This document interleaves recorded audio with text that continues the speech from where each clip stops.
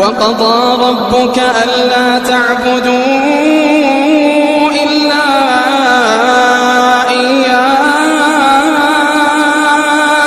إلا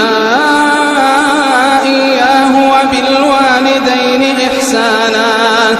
إما يبلغن عندك الكبر أحدهما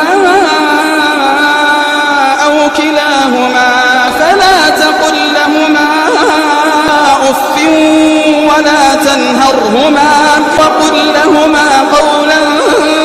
كريما واخفض لهما جناح الذل من الرحمة